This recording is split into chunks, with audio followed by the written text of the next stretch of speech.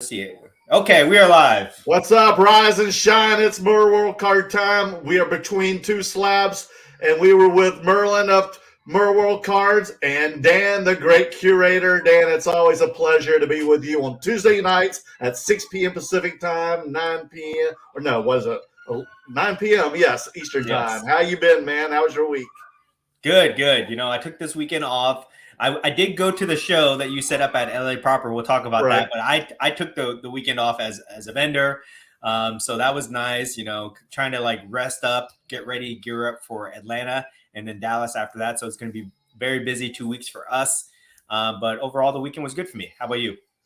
It was good. I went and did the LA Proper card show in Hollywood, California, because it was literally a half a mile down my street. So I was like, hell, why not? Might as well just take a chance and do something, and it's just like from 10 to 4. I sold about, 4 or 5 cards. I made some good trades.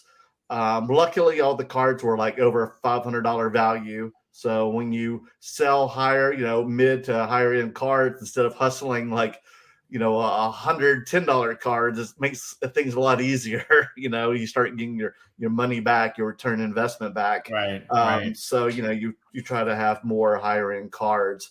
And then again, if you display it, they will come. We keep preaching that. I preach it. You preach it. So because of that, a lot of people brought me some great cards.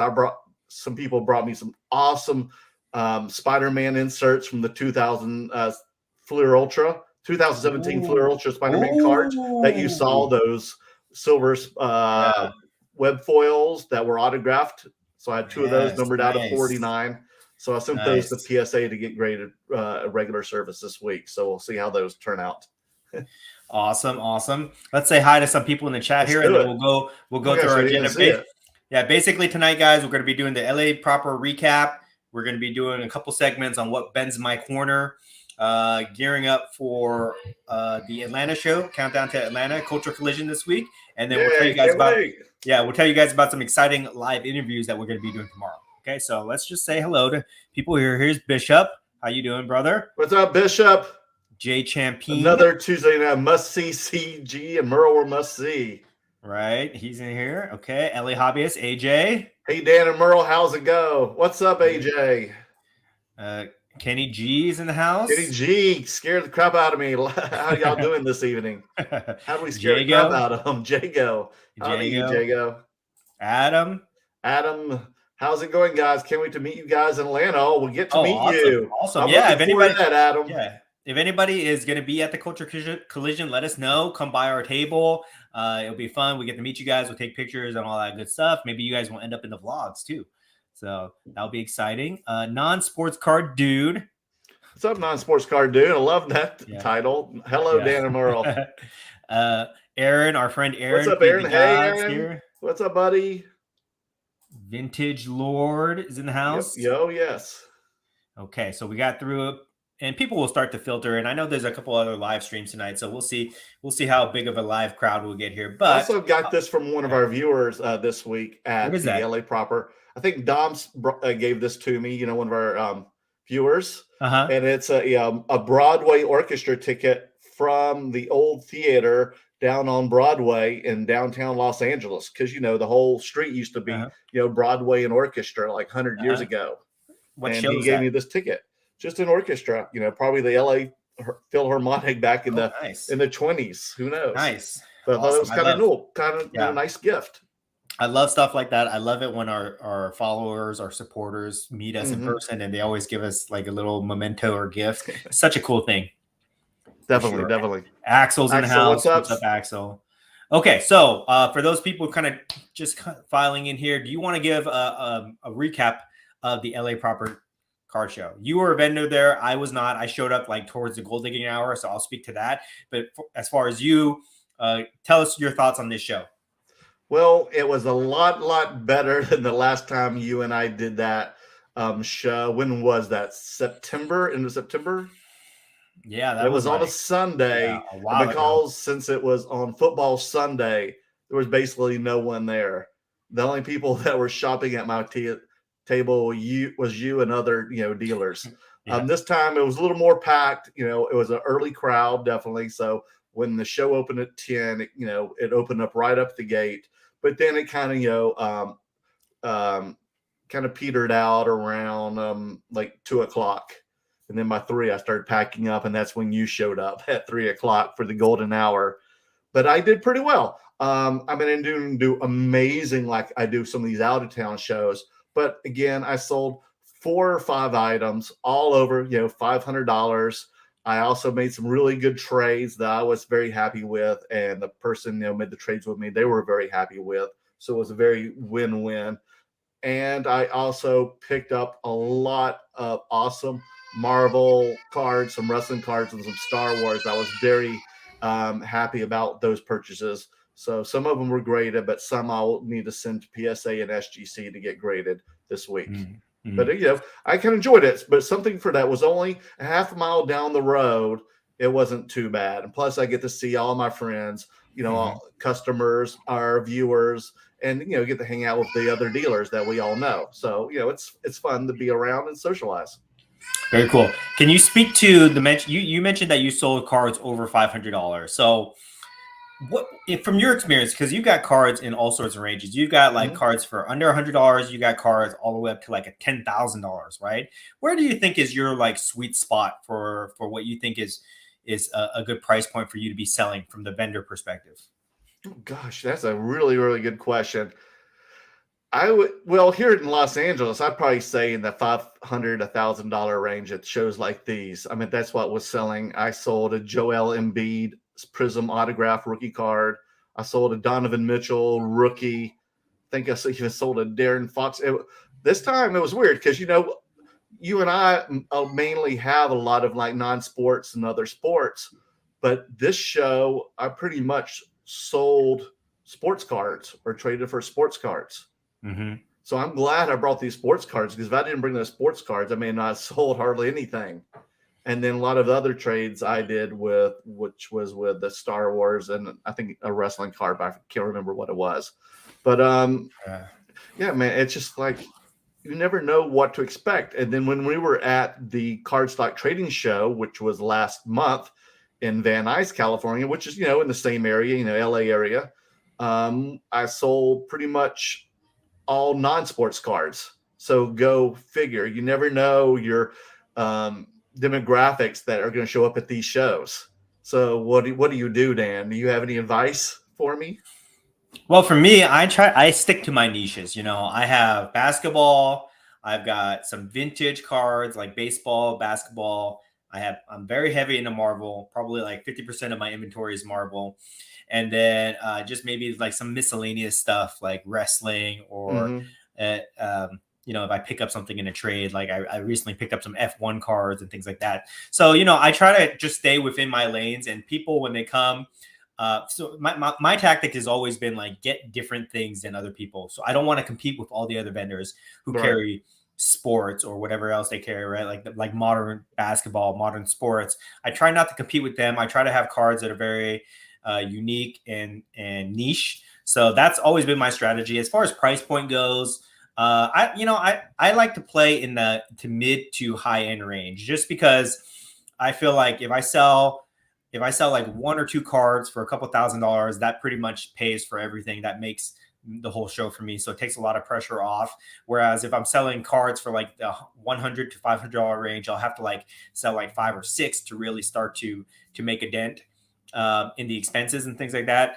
And that puts a little bit more pressure on me. Although I do think that the cards in the up to $500 range, I do think that more people are willing to buy that stuff. It's just that it's more work, because you got to do more sales. You got to carry more inventory. So for me, I like to play in the mid to high tier range. That's been working well for me for the last couple of shows. But just like you said, every show is completely different. Like as much as we love Dallas, we could go there and we could make 0 sales. Exactly. As much as we talk bad about like small, tiny shows, we could go there and we can make a killing, right? You never really know until you actually go there and just see what happens. I mean, I had so many PMGs there, but no, everybody took a lot of photos again, like they always do. but no one really bought any at this show, which I was very surprised about. Yeah. You never know, and then you also have to read the show too. Like you have to, I always say that when the market tries to tell you something, you got to listen. So if you're at a show and nobody's buying, but they want to trade, okay, you got to trade. If you're at a show, nobody's buying, nobody's trading, okay, you got to step away from your table. You got to go buy, and just kind of feel out the room and make the most of the opportunity. If you sit there and you just wait for things to happen, you probably will be disappointed. Okay. Unless you get lucky, you got to be proactive, and you've got to basically read the room and take the initiative to make the whole show worthwhile for you. So that's my best advice for you guys. If you're setting up, if you guys have more questions about setting up, we'd love to talk about it. So we'll give you guys advice. We'll give you tips. We'll talk about our experience about that. If you guys want, just put your questions in the chat. I'll tell you about my experience coming to that show as a attendee, just watching the show. Now, I came there towards the end, like about 3:00. The show ended at 4. So I get there. You text me like 4 hours prior, like, Merlin, how's the show? Right. I may come up. And then I didn't see you like forever, so I kind of gave up to you. I was like, well, I swear Dan said he might come up, but I guess he's not. Man. Well, I left earlier, but the traffic there was horrendous, which is another reason I don't like to do that show, just because it's hard to get in there. It's like in the middle of LA. Yes. Congested like crazy. It'll take you I remember it took like 1 hour on the GPS to go 12 miles, So it was just like totally crazy traffic to get there. The parking was not there was kind of hard to find parking there too. So it was just a nightmare. And I was already like in kind of like a sour mood when I got there, to be honest. Yeah, I was like, I'm never coming back here again. I'm never coming back here again. And then I walk in there, and from when you walk a show, it's way different than when you're on the other side of the table when you're a vendor. So, I'm trying to talk to people, trying to see if they're willing to deal here and there. And some people are willing to deal, some people are not, So that's a different type of game that we have to play. But I did get lucky, and I found a guy that I've done a couple deals with. His name's Ryan. He goes by Playboy Cards. I did 2 gold digging hour deals with him, which turned out really well for me. That pretty much saved the show, because other than that, I didn't really get anything else. I bought a couple like raw Marvel cards for my whatnot inventory. Spent like $20. I sold a bunch of slab mags. That was cool. So I sold all my. How many did you sell? Like 10. Okay. 10 at the show. So that was cool. But at the end of the show, I did pick up a couple cards. I picked up this National Treasures. Right. You were in the middle of that transaction when I was leaving. You saw this one. So I got this one. I traded up to get this one. So that was cool.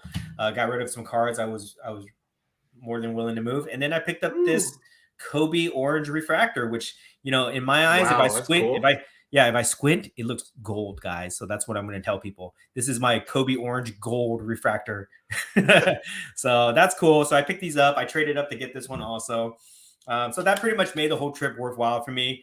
But if I didn't get this, it would have totally sucked, except for selling those slab mags. Oh, I was going to tell you, though, I meant one of the trades I did that I did like a lot. My favorite trade was I had a 2018 Leaf rookie autograph of Chloe Kim, numbered out of 7. That was a PSA 10, auto 10. And I traded that for a Prism autograph of Kevin Durant.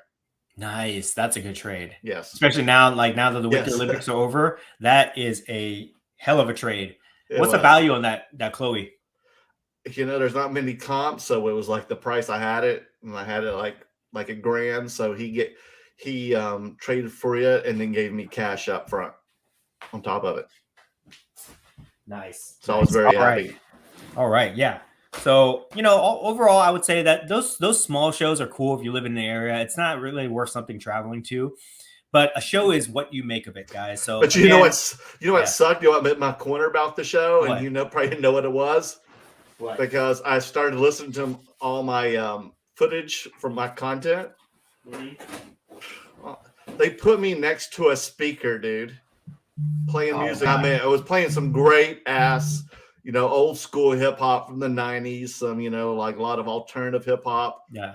Like Tribe Called Quest and stuff. I loved it, but that's all you hear in my videos. Yeah, that if you're promoting a show, you cannot have your speakers right next to the vendors. It's not cool, guys. You got to put the speakers somewhere else. Be creative about it, but you can't have it right next to a vendor because it sucks to have that music blaring in your face, and it makes it very hard to do deals, for sure. Oh my God, I could not hear anything. I really thought I was losing my hearing, and I kept having to lean forward, and I knew that, oh my God, all this audio is going to be crap and garbage. So I'm like, why did they put me there when they know I was going to film this entire thing? Yeah. So I have to ask them not to put me there anymore. Put me there once, not again. Yeah. You know what we got to do? We got to make sure at all these shows that we're at that we're not in an area that is towards the back and we're not anywhere near a speaker. Yeah, right. Yeah. So hopefully when we get to Atlanta, I already see the placement where we are in Atlanta. We're like towards the front side wall. I think that's where they place us. Oh no, that's Vegas. I'm thinking about Atlanta's different, but hopefully we're not next. You already assigned it yourself where we're going to be, correct, for Atlanta. Yeah. So we're towards the front. And who's joining us? Is it just Brian or Brian will be there? Yeah, okay. Just us, just the crew, the three musketeers, the three cardketeers. We will be there together. So be just the normal crew, and we'll see what happens there. Oh, so the Waverly Hotel, they called me today, and we're only. They said I only have one bed, so we'll have to spoon together. Okay. Well, no, I'm kidding. I heard it's cold. I heard it's really cold in Atlanta, so I guess we'll be warm. Hey, you remember? Did you ever see Planes, Trains, and Automobiles? No. You've never seen Planes, Trains, and Automobiles with Steve Martin and John Candy? No. And they're having to share a bed together, and he's like, "Where's your hand?" And he's like, "Between two pillows," and he's like, "That's not two pillows." It'd be the same thing. Hey, Merlin, where's your hand? Like, oh, between two slabs. Okay, guys, that's not two slabs. Okay, what Merlin's trying to prepare me for is that we're gonna do a Between Two Slabs After Dark episode. Between the sheets. Yeah. Between two slabs, between two sheets. Between two pillows after dark.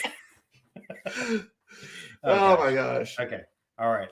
But I did. Don't worry, I won't snore because I have to. I have sleep apnea, so I have my CPAP machine. So don't make fun of me when I put my mask on. I look like Darth Vader or some like kinky. I'm not. It's not some weird. Kinky bondage. What he's talking about, guys, is that we have to share a room because I booked late. It was my fault. I booked late and the hotel completely sold out for Culture Collision. So Merlin's nice enough to let me share a room with him so that I can be in the same hotel. But in exchange for that, I have to do him some favors. So we'll see. We'll see how this weekend turns out. Okay. It's going to be fun, man. All I'm be doing is sleeping. You're going to wear me out again. So I am trying to rest up as much as I can possible. Awesome. Okay, I want to get to some of these comments, but let me do a couple. Let me do a couple of shout outs because we've kind of developed these really good relationships with some of these vendors. So I want to give a couple shout outs to a couple of our friends. One of them will be Graded Guard. This is not a sponsorship. They don't sponsor this, guys, but I want to tell you about it because we get a discount that we're going to pass on to you guys. Our code for Graded Guard is 20% off. So you guys can get these things for like $10. They're pretty cool. If you want like a cell phone case kind of cover for your slabs, it's really good at highlighting and protecting them. So check that out.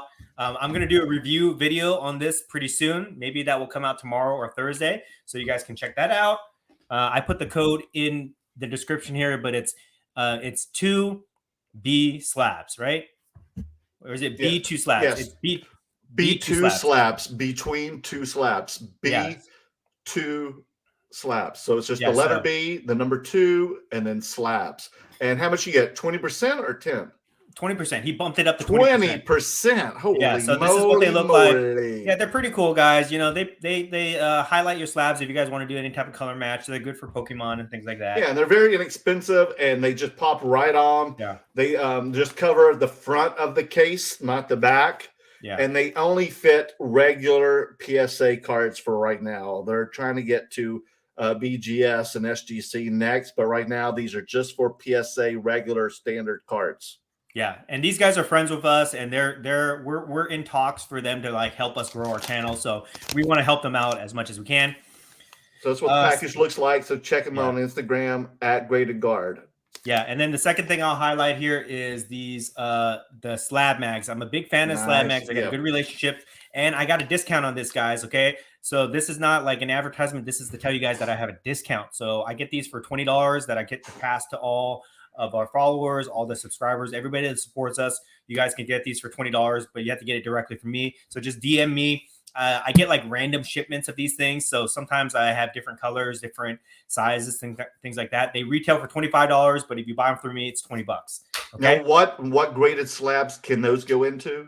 They can hold PSA and BGS, PSA regular cards and fit cards, and BGS regular cards only. Right, because I really like those because they fit my PMGs, correct? Yeah, they're perfect. They fit PMGs. They look really nice. And they're premium, but they're expensive. So if you got really nice cards, you go with this. If you want like a cheaper alternative, you go with color match, which is cool. Makes it pop. Yes. You know, so both items make your cards pop. And let me tell you, when you put those on your slabs in your display case, people notice them right away, and they definitely sell. Definitely. And I will have a limited number of these at Atlanta and Dallas. But if you're not going to those shows, just DM me and we'll work something out for that. And with that, let's see who is in the chat that we can say hi to. Mervin, what's up, dude? When are we gonna see you again, Mervin? Yeah, Mervin's always here hanging out with us. We got to go up to a Bay Area show to see. I know, right? Our friend Brian. Thank you so much, Brian. Sorry I'm late. I can only stay for a few. I know he has to always get up early in the morning. Yeah, Brian's a hardworking man, but he's always a big supporter of our channel. So when are we going to see you, Brian? He's based out of like Connecticut, I think, or Rhode Island or something like that. Massachusetts. That's where he's from. I don't think he gets to go to shows that much, but he's a big fan of the show. Yeah. So maybe before making it to Philadelphia or New York, he can come visit us. Yeah, but I like Brian because he always is very generous and always donates to the channel. And then so I feel like I have to make good quality content to keep him entertained, because I know he watches the shows. I know he watches our streams on replay in the morning when he gets up. Yeah. Oh, yeah, and that's another thing. Also look in our descriptions during the show or after the show. And we're on almost every single podcast format you can think of, from Tuned In to Spotify, Amazon, Google, Buzzsprout, you name it. You can listen to us in the car, going jogging, down a trail. You can listen to our podcast video audio. So check it out. Yeah, check it out, guys. We're trying to be on like Joe Rogan status level, so we got a little bit of way to go on. Wait for the $100 million contract. Yeah. When Spotify is going to give us a deal pretty soon, we're in negotiations for that, so we'll see. We'll see how that turns out. But appreciate all you guys' support so far. Who else is here? Ink Paper Wax. Oh, what's up, dude? Hello from Canada. Awesome. He's always talking to me, and I'll send you out that T-shirt. So be looking for that in the next week or two. Okay, thank you. Let me highlight Brian's comment here. What's up, Brian? Hey, can someone tell me what the autos from 2022 Top Series 1 Silver Packs number 10 are? I can't find them on the checklist. Nobody can seem to tell me what color they are. I guess this is baseball, so I don't know anything about the baseball. Yeah, I'm not sure about that one. So sorry, Brian, we can't answer that. But if anybody knows this, please respond in the chat, and then we'll highlight it. If not, go message Brian on Instagram. And Brian, if you're still here, put your Instagram in so people know how to find you. Are you do you have an account with Upper Deck ePacks? I do. Okay, because I saw that they were gonna sell a Keith Lee promo card, Upper Deck AEW. That's going to be coming through that. So I just got an email today, so you might want to check it out. Interesting. Yeah, I haven't really participated. I have an account and I get the free packs that they give out. But I've never really bought anything. I'm struggling with the whole e-pack thing. I know you can order the cards there, so that's cool about it, but it's kind of expensive too, buying these packs on there. And I also hate it because a lot of times it's like at 9 a.m. Eastern time, which makes it like 6 a.m. for us, Dan. Yeah, And I know you don't get up that early, and I hardly ever do. Yeah, Upper Deck is based in California, so it's weird that they would have like East Coast time. Yeah, yeah, they're based in like, I don't know, down south, like San Diego or something like that. Oh, maybe we should take a field trip down there. Oh, you think they would let us do like a tour or something? If anybody from Upper Deck is watching, if you guys want maximum exposure, you got to be on Between Two Slabs. Let us know. We will do a video vlog where we'll tour the facilities. Yeah, right. And then let's find out if they make some premium product for AEW, because that's what I'm looking for. Yeah. When those AEW's PMGs coming out? That's what I know exactly. Woo! I need an MJF PMG. Oh my gosh. Woo!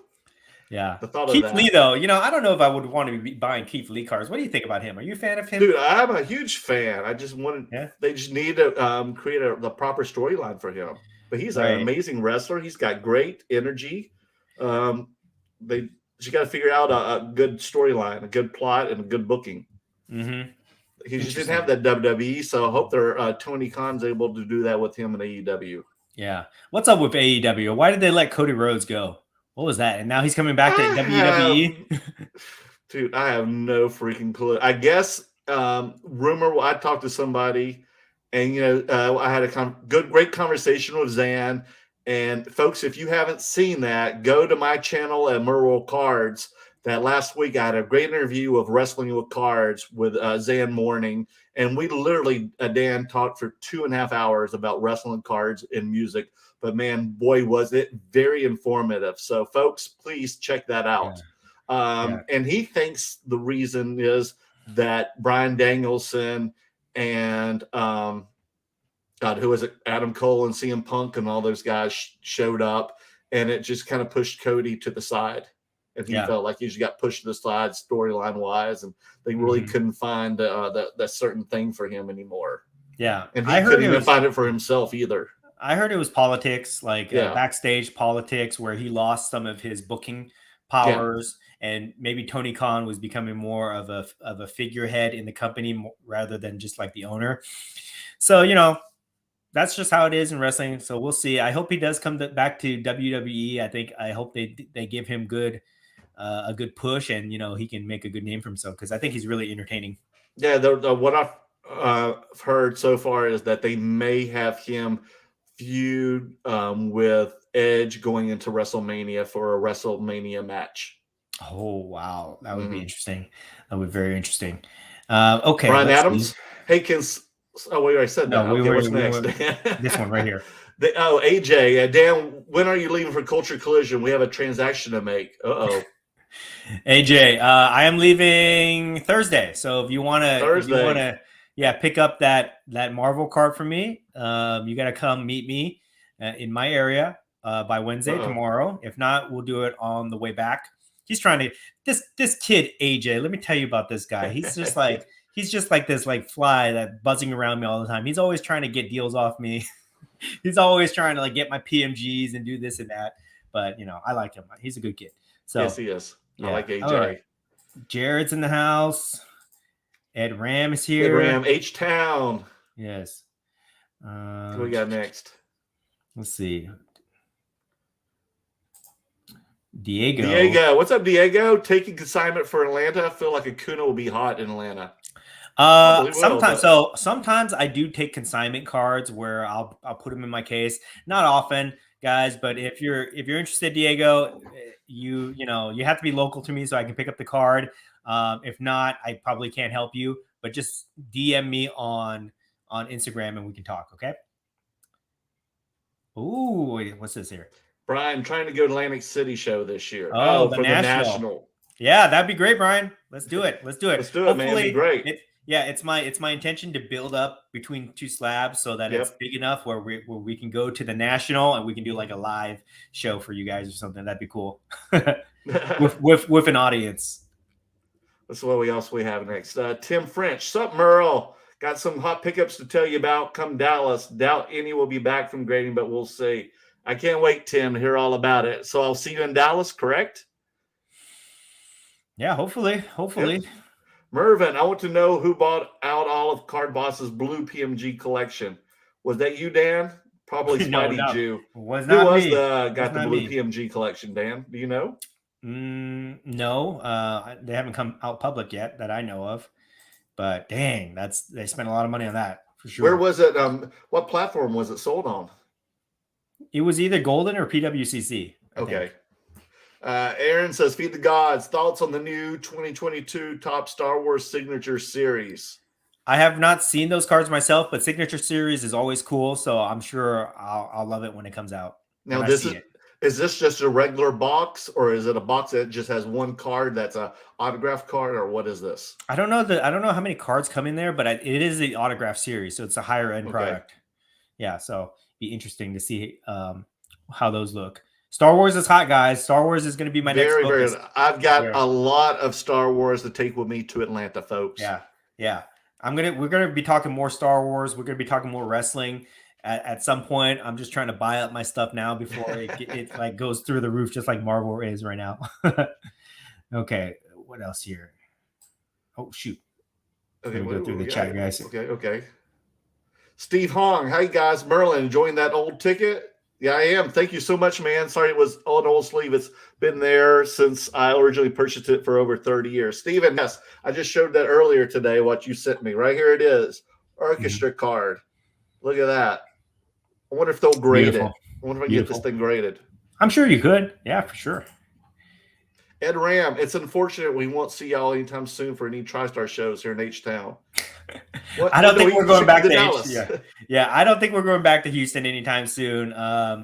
Dallas is definitely our focus right now. So yeah, for sure. And then you know what, guys, what we're going to try to do is when they start coming out with the schedules, we're going to try to go to Chicago, the Chicago Spectacular Show, and the Philly Show, gearing up for the National.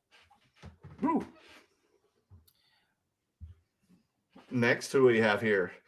Ink, paper, wax collector. Do you have a release date for the Keith Lee promo? I don't know. Just sign up. I mean, I got the email today. I'll let me check it and see if I can find anything. Continue going, and I'll figure it all out.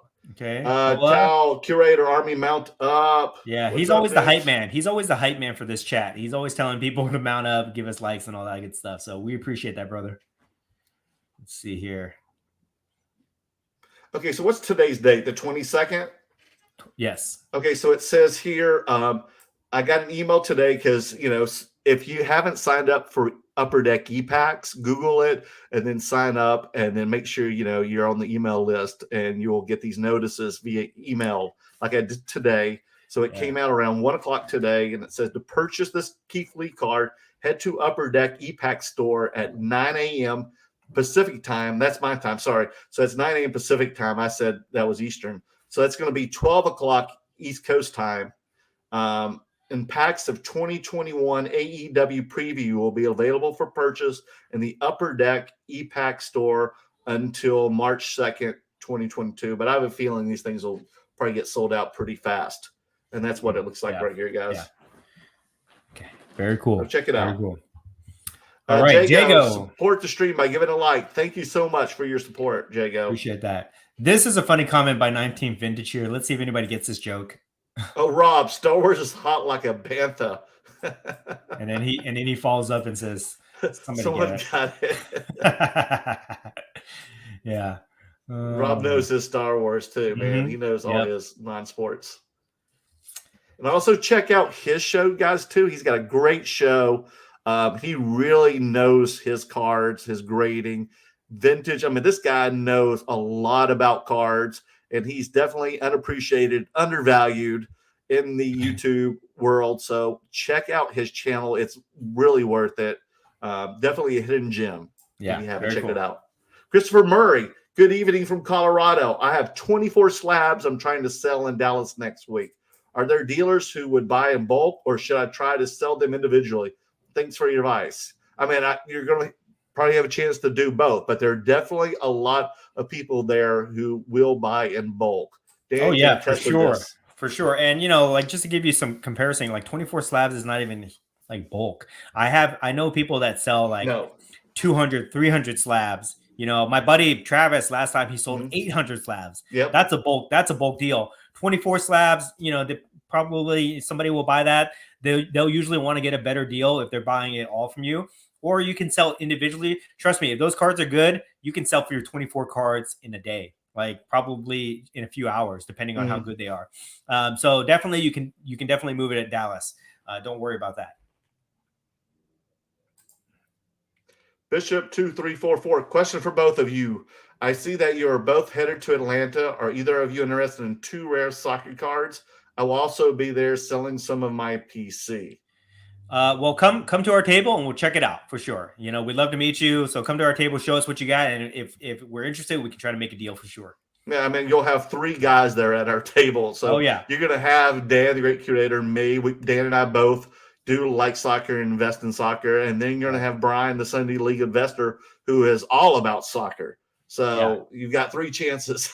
Yeah, I'll tell you right now, if it's Ronaldo, Pele, or Messi, you come to me first. Okay. Okay. Is that how it works? You come to me first. Okay. If it's anything else, you can go to Merlin and then go to Sunday League Investor. Okay. Oh my gosh. All right. Yeah. Meet me in the hallway first. If it's a Mason Greenwood, Dan says go to me first. Yes. Oh, great. All right. Let's see here. Oh, but Pulisic, he had a goal today for Chelsea. So nice. Bravo for him. Chelsea won their first of the 16 leg. MDC, my son loved the TGC theme song at the end of his videos. Oh yeah, thank you. That was actually written by Michael Golden, who's also another member of the Curator Army. Love that song. Everybody loves that song. I need to come out with I need to find a way to put that out there so you guys can download that song and listen to it if you guys want. Also, here's the first nugget I'll drop tonight. Sometimes if you wait till the end of the song, I sometimes put a little tiny clip at the end of my videos as an Easter egg. So that just like Marvel movies. Yeah, something like that. Like, so there's always like a little Easter egg, not always, but sometimes at the end of each of my video vlogs. So you guys can check that out. Okay. In fact, the last one I did, I put a little Easter egg back there. Didn't Doctor Strange show up in that one? Yeah. Yes. Yeah. It sets it up for the next movie. Okay. So I think we got to most of our comments. Let's talk about, shall we get into what bends my corner, or you want to talk about Atlanta?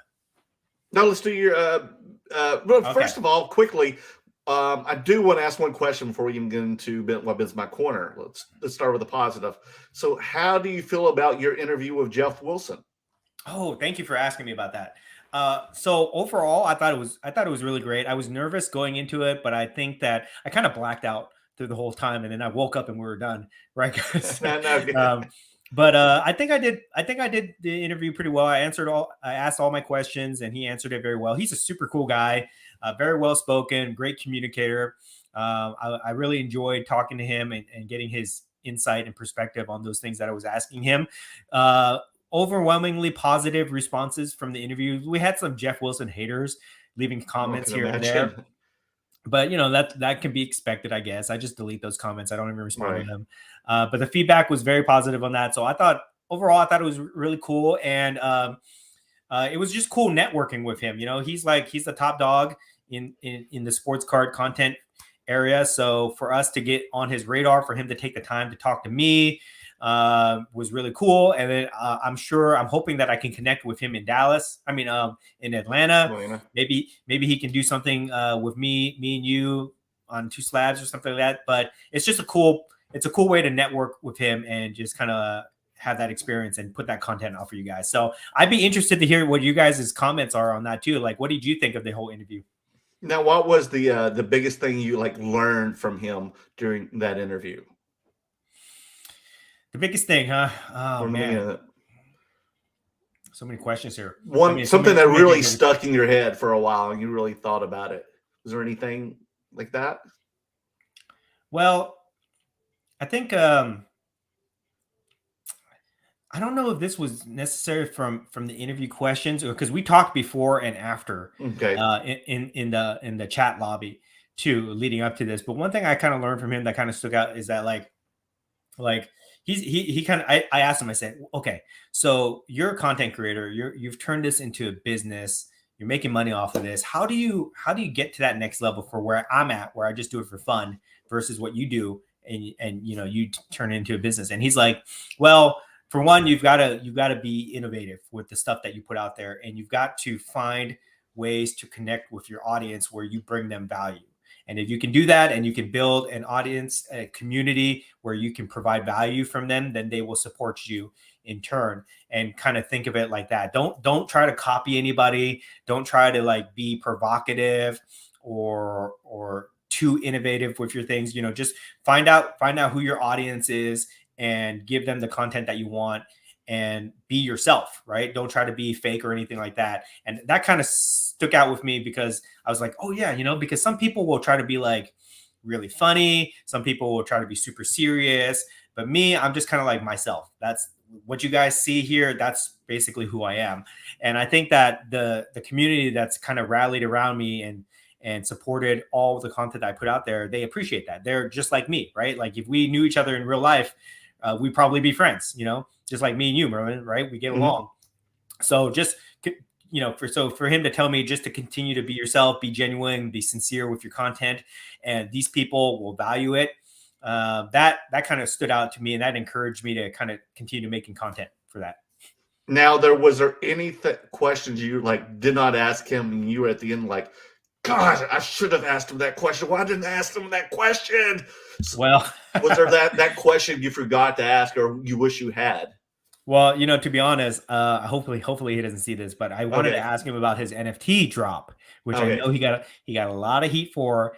And I asked them before we could go into chat, hey, can we talk about this? And he said, you know, I don't want, if we talk about this, he was very respectful about it. He said, look, if we talk about this, it will dominate the entire chat.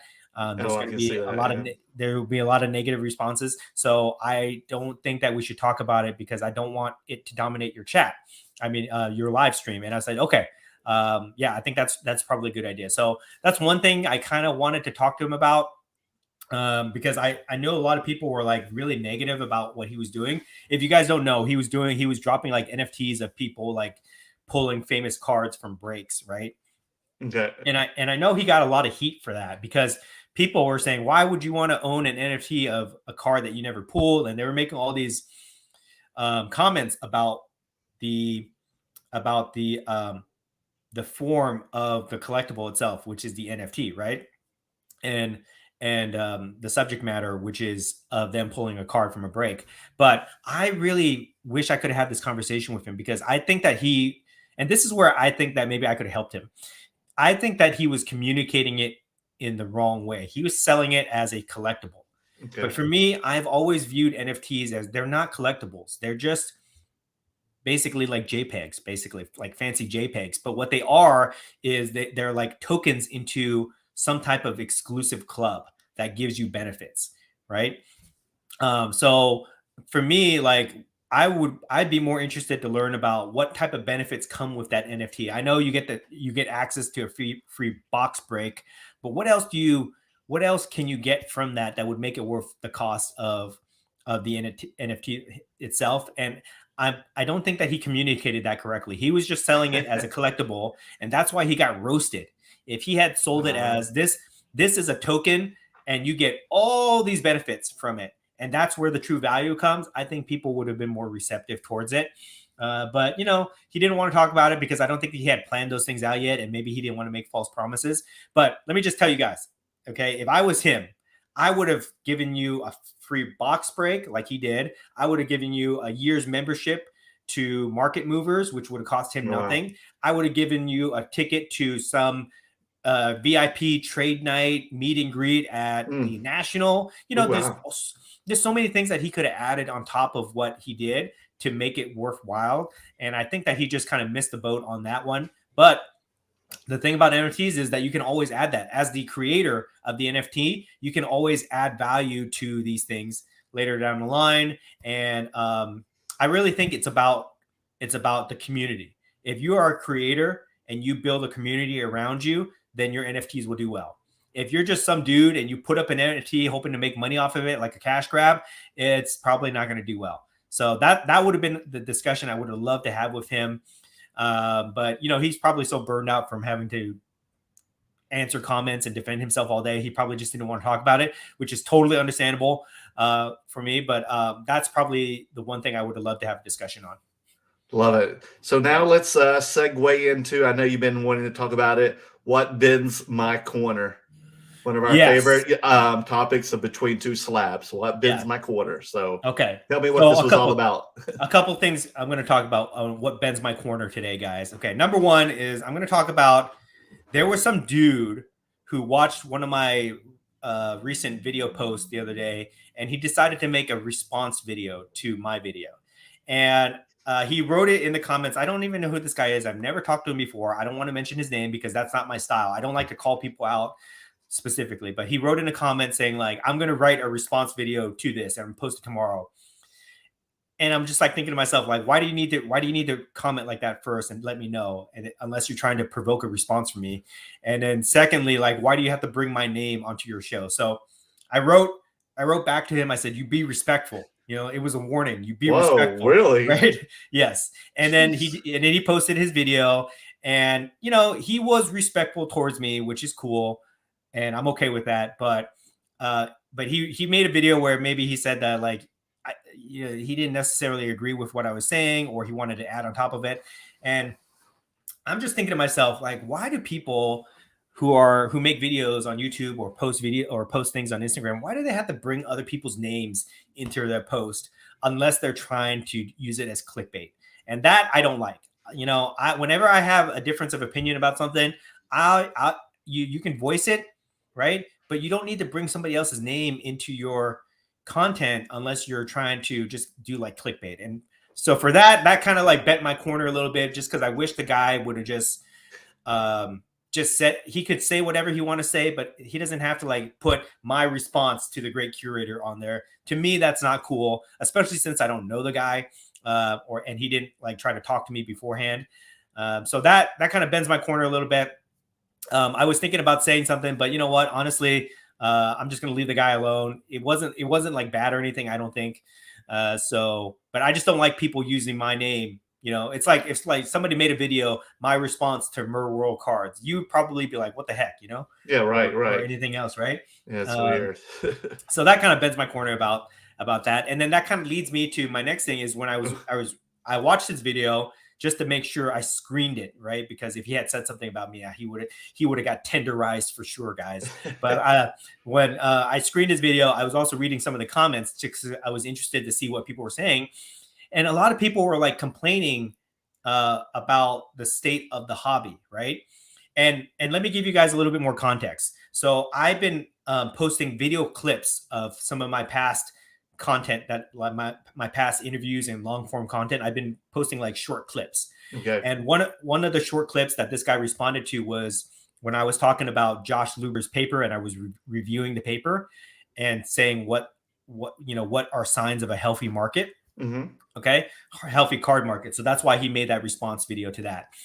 And a lot of people were saying, oh, the card market is down from where it was last year. It's a waste of money. Get out.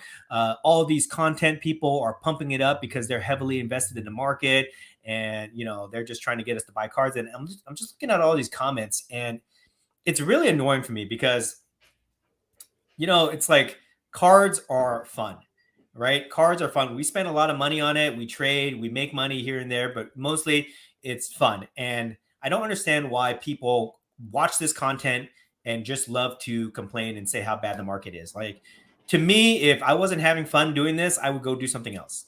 And that would be my advice to these other people. Like, if you don't like cards, if you think cards are so bad, go to do something else. Go collect, I like to joke and I like to say, go collect stamps, right? The stamp market is probably very stable and you're not going to have highs or lows. Go collect stamps. Go do something else. Go collect bottle caps, whatever. If the card market is too volatile for you or whatever, then don't collect it and don't be so negative. I just don't. It bends my corner when people are just trying to bring negativity into our hobby. Because for me, here's another thing that bends my corner too. These people that are talking, I don't necessarily feel like I should respect their opinions because they're not in the same. They're not putting in the same work as I do, as me and you, right? Me and you, we are boots on the ground. We go to card shows every week. We travel, we buy, sell, trade. We live the card life. That's what we do. And from my experience, I'm having a great time. I'm having no problem buying cards, selling cards, transacting, making money. Sometimes you take a loss here and there, but overall, it's very positive experience, and I'm having a great time with it. So from my perspective, everything is good, right? Maybe these guys, they don't do that. Maybe they don't go to card shows. Maybe they just transact online and things like that. So their experience is different. But I mean, I don't agree with it, what they're saying at all. I really can't respect their comments because they're not putting in the same work as I am. So of course their experience is going to be different, right? So I don't know. What are your thoughts on that? Do you know what I'm talking about? These guys that just like complain all the time, but they're not necessarily doing the same work as we are. Well, I just obviously have a chip on their shoulder. I don't know if it's from jealousy or what. I think that would be the number one answer for me. It's just that they're jealous that you're doing something you're enjoying and you're successful at. We're doing this. I mean, of course, there is money involved, so I can't say we're not doing it for the money because that would be part of a lie. But there is more to this than just the money. Because if I was just doing this for money, then I would go back to working, full time, working in the studio, working, on a feature film. But you wouldn't see me ever again, Dan. You or my girlfriend would never see me. And I make tons more money than doing this. So I've been doing just, more side editing projects on the side. So I can do this because this is keeping my sanity. This is putting me in my happy place. This is bringing me joy. It's just more than just about money. It's also about the trading of the cards. It's about also collecting. I mean, a lot of the stuff that I sell is also part of the stuff that I collect. And if someone wants to buy it, then it also has a price too of the cards. But I love looking for things and searching and mining for cards that I enjoy collecting or purchasing and having those in my display cases. And you know me, I love talking to people when they come to our tables and talking shop. I mean, that's the one primary reason why we do this. And then when we leave the show, we go and we hang out with other dealers and other collectors who have hung out at our table. We go and have drinks. We go and have dinner. We go to trade night. We'll sit there in the lobby and have drinks and trade and just talk. We may even talk more than just cards, but it's just the camaraderie and the brotherhood, sisterhood, or whatever, of all these people, of meeting new people and just being around all this. I mean, we're living, breathing this 24/7, especially when we go to shows. We go nonstop, but we don't do it. We're not miserable. We're super happy. We're in our happy place. Do you agree, Dan? Yeah, the guys, what he's talking about, this is card life. This is what I always like kind of say, hey, hashtag card life. That's what it is. And we're basically living the dream. Let's make no mistake about it, right? You do this, you can make money.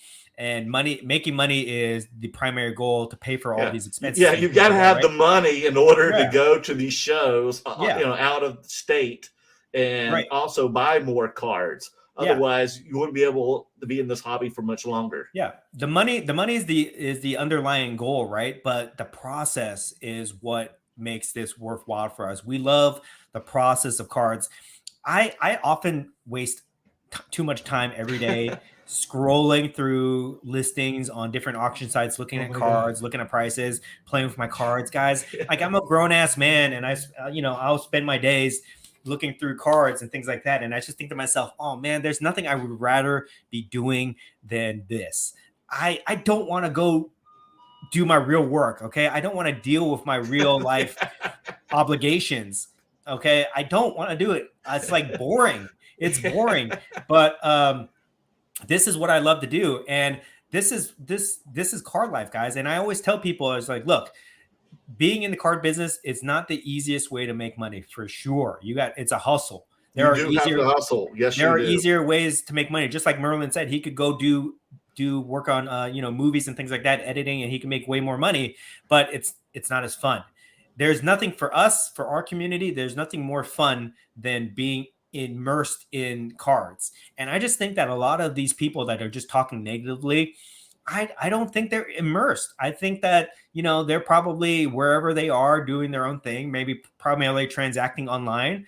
But if they were going to shows every day and they were like going, 110% like me and you, Merlin, they'd be saying a different story. You know what I mean? Yeah, I agree. So So that bends my corner, and I feel like if these people would come up to me and talk to me, and we would exchange stories and share strategies. I bet like if they just immerse themselves just like we do, I bet they would change their tune dramatically on that. So anytime I see those kind of comments, I just kind of roll my eyes because I don't respect it. Like if you're at a show just like us, if you hustle and grind just like me, you, Brian, Roth Cards, Kenneth, all those guys, right? Yeah. And then you tell me, then I will take your opinion seriously because you know what you're talking about. But if you're not living that life, I can't take, it's just like we have two different perspectives and we're never going to come to an agreement on that. So yeah, that's just my long rant about that. I feel like anybody that has a negative attitude towards cards, just leave the hobby. There's no obligations for you to be here. You can just easily transition out. Okay, go do something else. Go collect your stamps or whatever. Go collect, NFTs or go to the next market. But for the people that are living this life, that are consuming our content, that are going to shows, that are dealing every single day, you guys probably love it just as much as us. Okay. Tell us what you think in the comments. I know we went on a long rant there, but tell us what you think in the comments. I'd love to hear what you guys say about this. Okay. Yeah. Right. Do you agree or disagree with us? Yes, let me know. Yes. Anything to add to that before we go to comments? No, I mean, we've just said it, pretty much wrapped it up. I mean, it's just that we love doing this. And in order for us to continue, you do have to make money to feed your family, to feed the addiction. Right. So you've got to hustle, and you've got to meet people. You've got to meet new people, fresh faces. You've got to make yourself available and be out there. You have to be assertive and persistent at all times. Yeah, you have to be committed to the process. This is the last thing I'll say about this, guys. You got to be committed to the process, right? You can be a casual collector, no problem. You can be just a consumer of content. But if you want to actually get into the hobby and make money off of the hobby, you've got to be very consistent with your activity and committed to the process. Going to shows, transacting, wheeling, dealing, all the stuff that you see us do. That's how you can get to a level where, you can actually start to make a profit and make money on this. And let me tell you guys from experience, it works. I'm doing it. So if I can do it, I feel like anybody can do it. Yeah. And if this redneck hillbilly in Hollywood can do it, y'all can do it, man. Yes, for sure. For sure. Okay. Let's get to some of the comments here. Mervin, they might have comic books in Atlanta. I think they pretty much are, Mervin. Would you guys consider buying a Grail if there was a good deal there? I'm still hunting a low-grade Hulk 181. I really want to get in the comics, but then another part of me, the devil wants me to get in the comics, and then the angel does not want me to get, buy more things. So how about you, Dan? I want to do it. I'm doing it for sure. Okay. Oh, hell yeah. If there was a Hulk 181 or a giant size X-Men 1, like a high grade. Everybody's been talking about these two comics. 9.2 to 9.6 for like, if I could get one at a good deal, I'll do it. I'll pull the trigger immediately because those, I definitely want to get more into comics as long-term holds. I'm not going to be flipping comics or anything like that, but I want to get into long-term holds because I just view those things as really pieces of art. And those are things that you put away in your vault and you hold them to sit on it and you enjoy it. And those things, just like, to me, those are probably the safest investments you can make. So yeah, definitely those are safe investments. Yeah. The vintage comics. Oh, for sure. Now, what price range are we talking about between the Hulk 181 and the Giant X-Men? At a high grade, 9.2 to 9.6, you're probably looking anywhere between $10,000 to $14,000 for both of those. Yeah. The last time I checked. So, I mean, you could get like a $10,000 card, or you could get a $10,000 comic book. It's kind of the same thing, but for me, I'd rather have those comics this year, and that's one of my goals is to try to pick up at least one of those comics this year. Okay. Yeah. So interesting. If they have one of those, maybe I'll make a deal. That would be very cool content to film. So what else we have next here? Jordan, did you guys see the drama of Burbank Sports Cards and Card Stock Show? I don't no, I didn't see that. If you want to another one of these, oh man! And if you want to fill us in on what that is, we can comment on that. I don't know what you're talking about. I think maybe he's talking about like their conflicting dates because they just made a couple announcements today. they might be conflicting dates, but I didn't know that was like drama or anything. Yeah, I do know that Chris posted some videos on Instagram today as well, but I haven't really got to watch them. Send us a follow-up content, Jordan. I'd love to hear what's going on. Since we're very close to both guys. Mm-hmm. Let's see here. Let me try to get that's definitely new drama to us. Tricky Best Sports Cars, you're the best, brother. Love the channel. Thanks, Tricky Best. Thank you, sir. We appreciate it. Yeah, we appreciate it, guys. Whenever I get comments like that, it fuels me, guys. It just motivates me. Like, trying to put out content on a daily basis, it gets it can be tough. It can be tough to be creative and put out fun things and do all the back end stuff where you have to edit and all that stuff. But whenever I get comments like that, it really, really motivates me. So I love it. Keep it coming, guys. Keep it coming. I need that pumping. I need you guys to pump up my ego. Okay, Bishop here. Bishop, hit the like button, people. Please hit the like. Stephen Hong, Dan, when's your next local card show? I'd like to give you a ticket as well. Oh, well, I appreciate that, Stephen. I don't know when I'll do the next local show. Probably, maybe the premiere show. If you're local to Orange County, then you know what I'm talking about, the premiere show. Yes. But send me a message on Instagram and we can definitely coordinate. I appreciate that. Thank you. Okay, who we got next here? Mervin, what happened between Two Slabs Facebook group? We'll still be working on it. Yeah, we need to start that, guys, because I want to have a community where you guys can interact with each other. I want you guys to be able to do transactions with each other. I don't know if Facebook is a good way to do it, or we should do like a Discord or a Clubhouse. I don't know how any of that stuff works. Good Lord, I know, right? So if anybody knows how those things works, let me know, and then maybe we can try to start it out. But I think that it's really cool that we can build a community around this show, around Merlin and myself, a community of curator army or gentlemen investors, whatever you guys want to call yourselves. Let's continue to build this community because I think it's a lot of fun. Yeah, man. God, I mean, already Dan has so many hands in the cookie jar. I mean, did you have a whatnot last night too? I did have a whatnot. The whatnot is very interesting. I need to make a review video about that soon. I'm not getting the turnout that I'm hoping for, but I'm still selling cards on there. So it's a very interesting platform for me. If you guys are not following me on whatnot, please follow me and join my lives because I have a lot of cool stuff that I'm basically starting off at a dollar, a couple dollars, and you can pick up a lot of these cool things.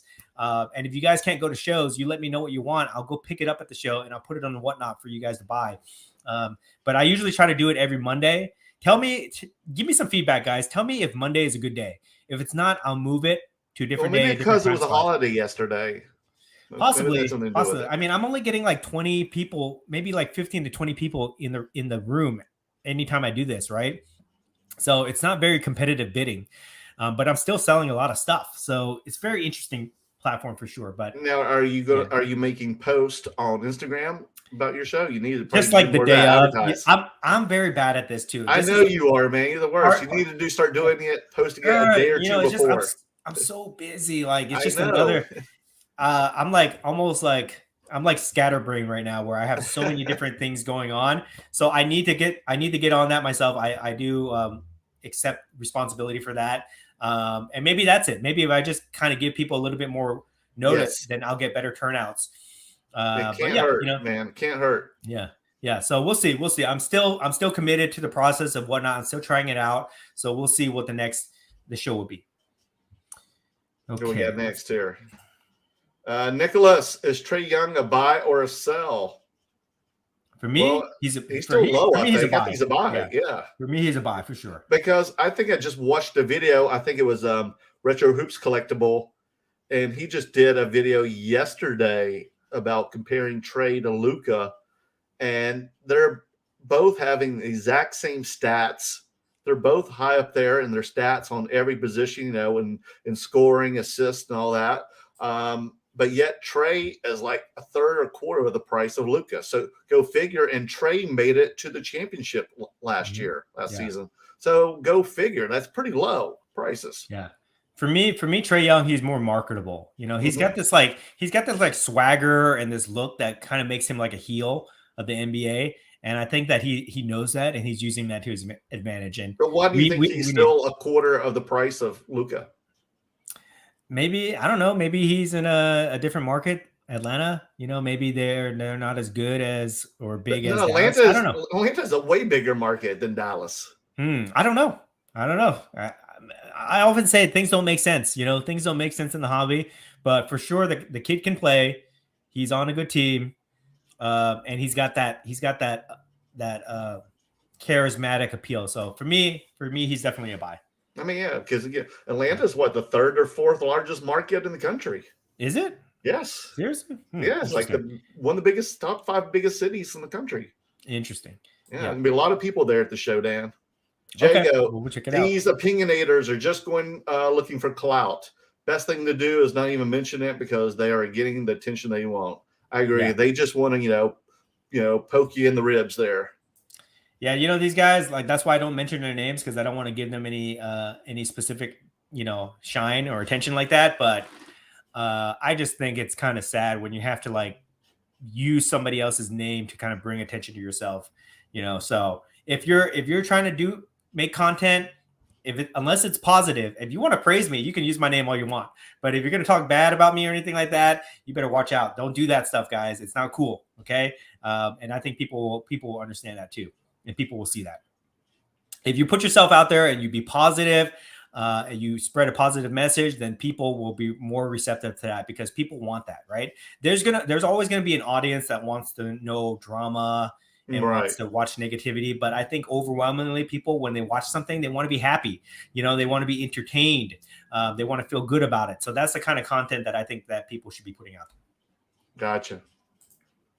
Loco Card Collector, note to self: do not mention the great curator on my YouTube channel. Yeah, you don't, unless you want to get tenderized, believe me. Let's see. Good one, Loco Cards. Oh, my goodness. Who we have next here? He's going through the questions. We got so many here. Another one, Loco Cards. He says, you've made it when the other content creators are mentioning you good or bad. That is correct. I feel like even negative news, the feedback means that something very positive. That means you are succeeding at what you are doing, Dan. So that's cool. That's cool. And I knew when I was going to make content, I knew that people would probably make fun of me at some point, a lot of the things. So I kind of expected that, and I have to develop more of a tolerance to that.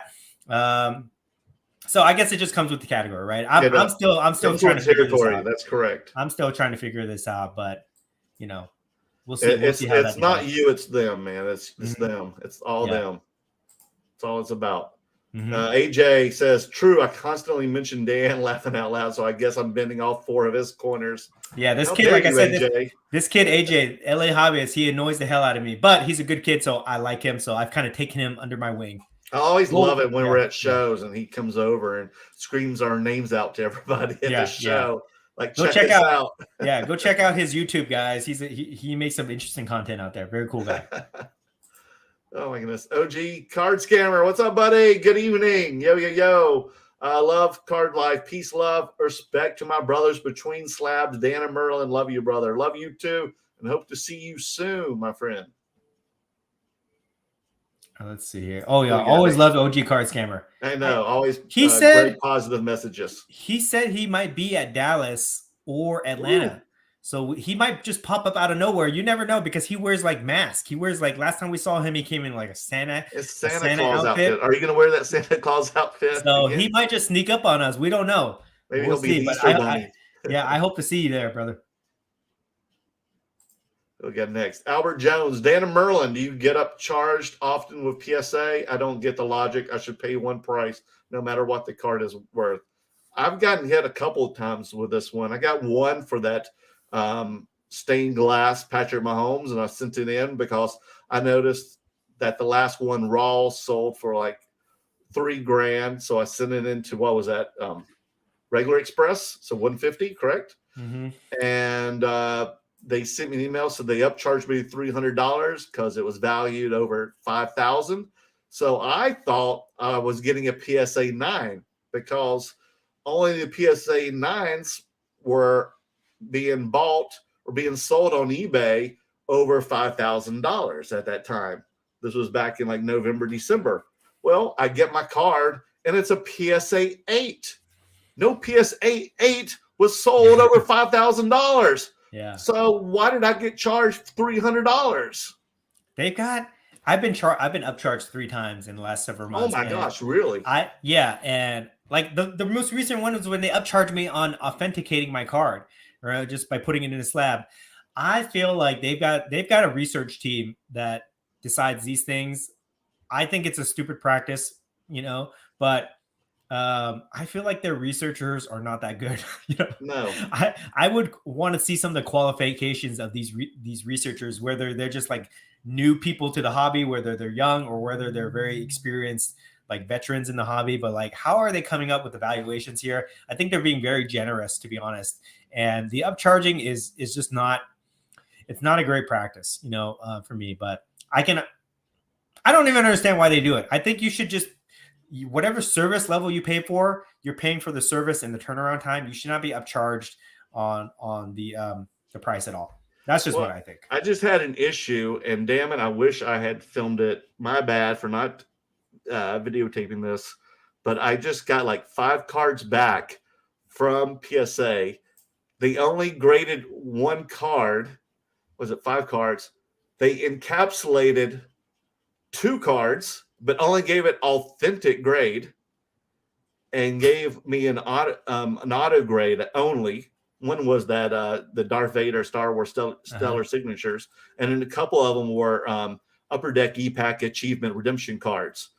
And the other cards, they didn't even grade. They just rejected them, which were the achievement cards. So I filed a complaint. Like, what the hell was going on here? Like, who was this person looking at my cards? And why were some of them authenticated, but no one contacted me?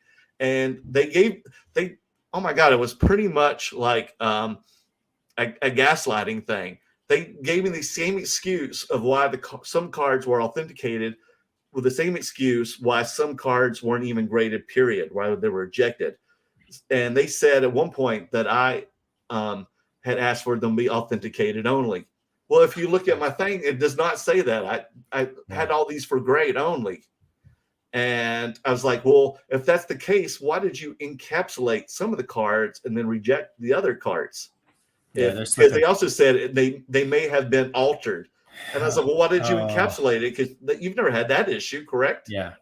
So I filed a complaint. I filed a claim, and then they said, send them back and they'll re-review them again. So that's why I sent those back today, FedEx. So they sent me a packaging slip. Okay. But that was they probably screwed up on that. Yes. Nat, I'm going to have to make a call to Nat Turner here about this. This is unacceptable, these upcharges here. Yeah. Okay. Let's see. Ink Paper Wax Collector. Do you think if the rumored Steve Austin WrestleMania return spike his cards, especially the early ones and so-called rookies? Well, of course I do.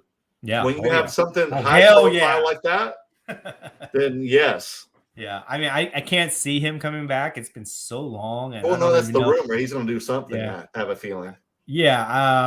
I love Stone Cold. He's one of my favorites. In fact, I just picked this up. I'm happy you brought this up. I just picked up a PSA 10 of the Cardinal card here. Where did you get that? eBay. I picked it up. You did? eBay. Okay, nice. Yeah. Got it at a pretty good deal. Nice. So pick this up. So I love Stone Cold. I would love to see him do anything, even if he comes out.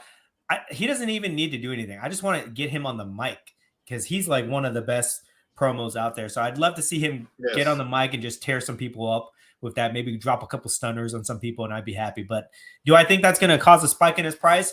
Probably in terms of activity of people buying his cards. I don't know if that will raise the price. Well, maybe, because if there's more demand than the supply, then the price will spike. But it will just be like momentary nostalgia unless he does a very long program and is on TV for several months, which I don't think is going to happen. So what we got next here? Tim Ispiro. When you love what you do, it's never work. If you don't enjoy cards, then you are in it for the wrong reasons. I do agree with you. That's exactly it. Modern Crimes and Cards, 85 watching, 21 likes. Hit that like button. What's up, homies? What's up, dude? Yes, please hit the like button, guys. That helps the algorithm. Thank you so much. That helps us grow. That helps us grow. That helps us, continue to grow this community and grow that channel. So please hit that like button and subscribe. Check out my channel, Mer World Cards. Like I said, I have Mer World After Dark. I have one tomorrow night because I know that Dan is having a live stream interview tomorrow. Correct? Do you want to tell who that your guest is? Let's take a break from the comments real quick and just do. I will be interviewing Kenny Chow. So maybe some of you guys know who Kenny Chow is. Maybe some guys don't, but he's actually one of the first guys that got me started in content. Oh, really? He would produce videos. He's like famous for being a semi-pro basketball player or something like that. And he's very popular among the young kids. Yes. But he would do like card show vlogs, because he also collects like Pokemon cards and things like that. And he would put me in his videos in the beginning when nobody knew who I was. I saw that. Yeah, he put me in those videos, and that got me exposure, which led me to making posts and eventually starting my own channel. So I actually owe that guy a lot of credit for putting me on this path where I am today. So he saw my interview with Jeff Wilson last week, and he said, "Hey, that's pretty cool. Can I go on your show?" And I said, "Of course, absolutely." Awesome. He's got like 100. He's got more followers than Jeff Wilson. Jeff Wilson, I know. Yes. Yeah. So I'll be talking to him. We'll be talking about basketball, how he does like as a semi-pro basketball player. We'll be talking about how he collects cards. We'll be talking about content creation, all that cool stuff. So very excited for that, guys. That interview will be tomorrow at 6 p.m. Pacific Standard Time on the live. So we'll be doing that. I guess I'm becoming like the Joe Rogan of card content interviews here. Everybody wants to, be in the show and all that stuff. So we're doing that. And then you've got a guest. I do. So what time are you on? Again, what time are you on? 6 to 7 p.m. Pacific Standard Time.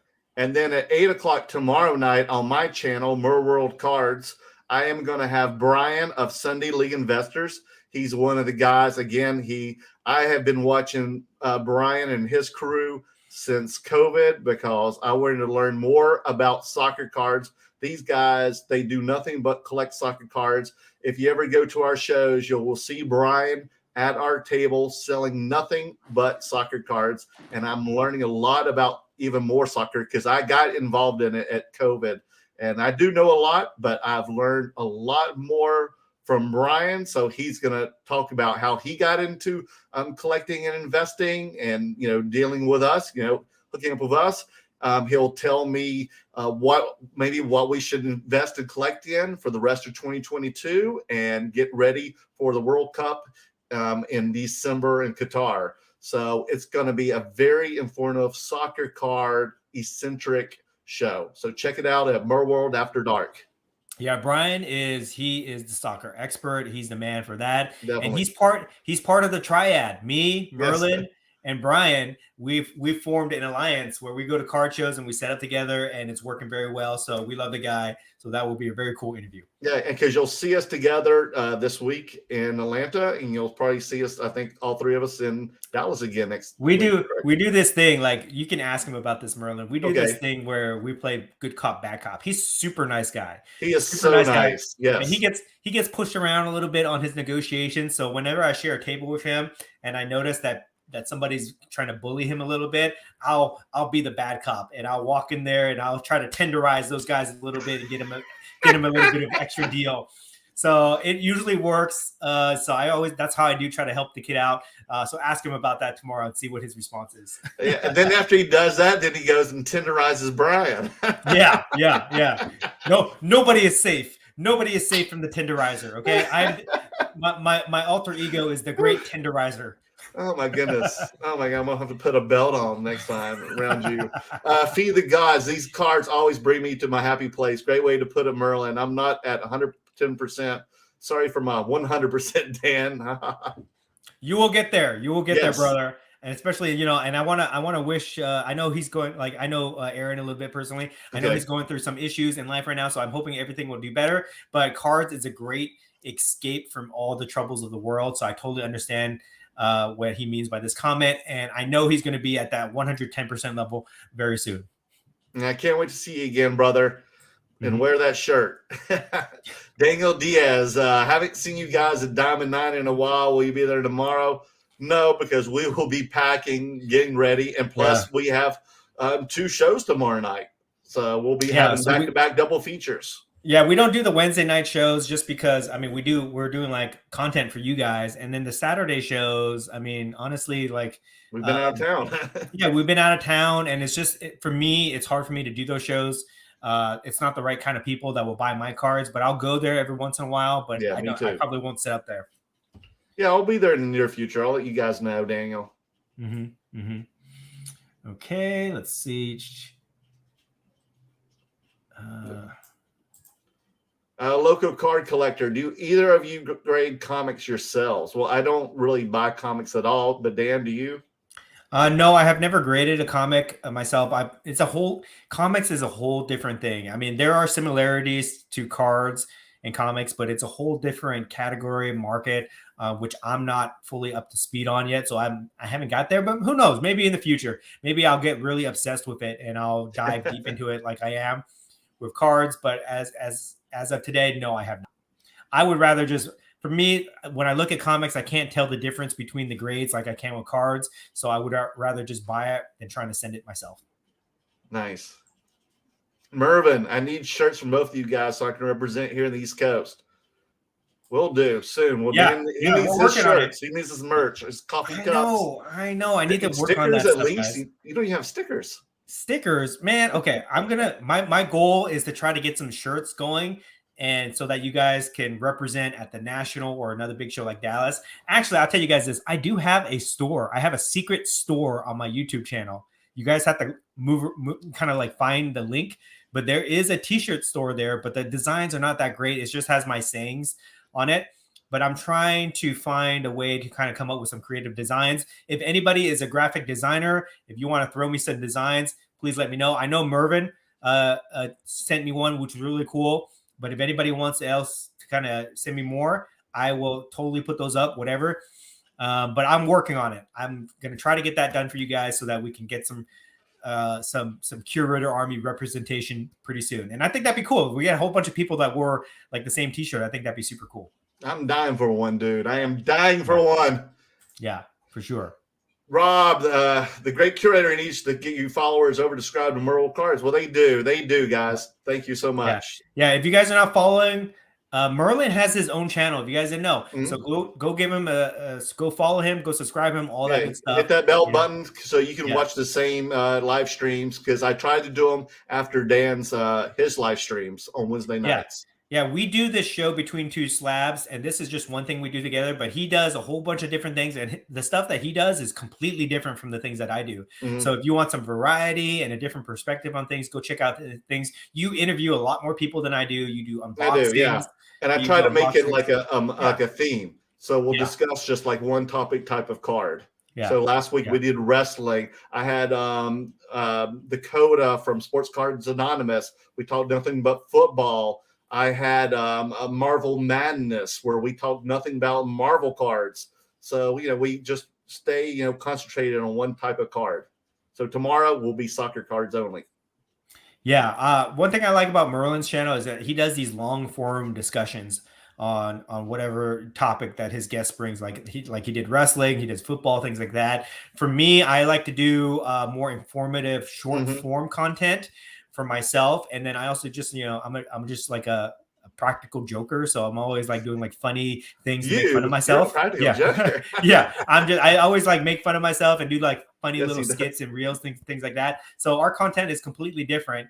So Joe, go check out his stuff if you want a little bit different variety. But when we get together for Between Two Slabs, that's when we can kind of collaborate and we come up with all this show for you guys. And I always make really funny intros before the show starts. So check those out. And they're always to the theme of the show's night. So I'll have a really funny soccer intro before the show.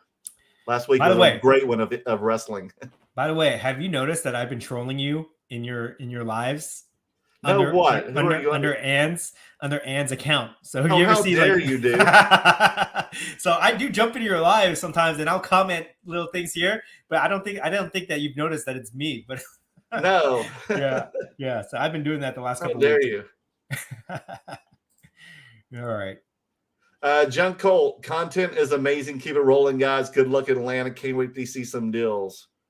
Nice. Can't wait to see you too. Justin, what's up, guys? Love the show. Can't wait to check out your Marvel cards in Atlanta this weekend.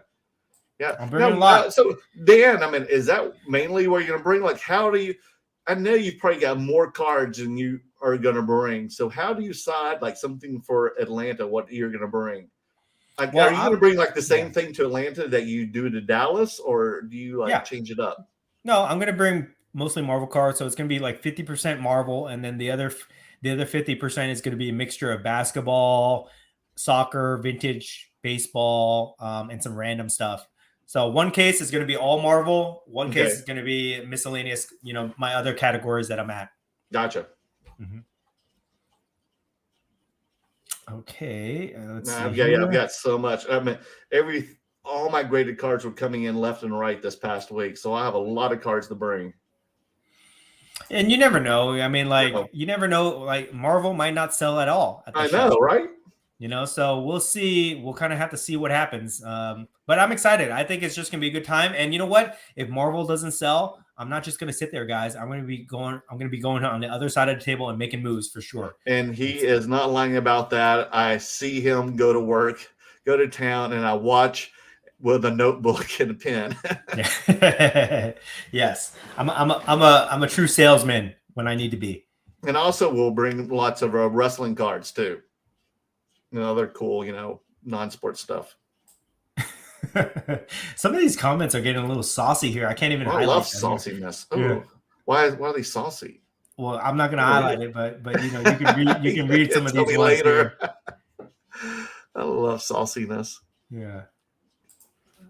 Matt 2020, when the West Coast dealers come to Atlanta, are you going to get tenderized? Oh shit, this is a battle royale. Oh really? Man. No.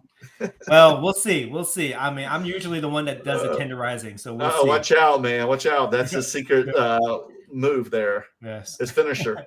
Is Zion a buy or sell? I have no clue. It's a sell for me. Yeah. And what's going on? There's a lot of drama. I just saw something like JJ Redick was bitching about Zion today. Well, saying this is all a play for him to get out of New Orleans. Probably. It's probably like if he doesn't want to play, he's probably going to make up the stories, right? And if he gets traded, he'll probably be awesome at the next team. But I think that an athlete's shelf life for their professional career is very short, and it can end at any time. So for you to hold out and give up a whole year of playing time, probably not the best career move wise, so for me, I'm not a buy on Zion at all. Okay. Yeah, I'm not buying any more. John Colt, drink of choice post show. It's probably going to be a sparkling lemon cream, sparkling water with my dinner tonight. Because we ate a lot of meat this weekend. We went to a place where I got a huge tomahawk pork chop, so much meat, steak. I got some. Oh my gosh! So we're eating a vegetarian meal tonight. Maria and I are. Nice. Yeah, I probably have some tea. I've been trying to cut down on my soda and alcohol consumption and things like that. So I'll probably drink some tea. But in Atlanta, it's going to be on. So we'll see. Yes, exactly. We'll get some cocktails and we'll have a great time. Yeah, I'm trying to load up on water right now and get ready and doing my yoga in the morning. I go to heated yoga classes so I can get nice and stretched and loosened up for the show this week. Money Mike, Dan, when are you doing a Bitcoin deal for your cards? Gosh, when you do a deal with me, Mike, I will take Bitcoin. Okay, that's what I'll say to that. Mervin, can you challenge an upcharge? I don't think so.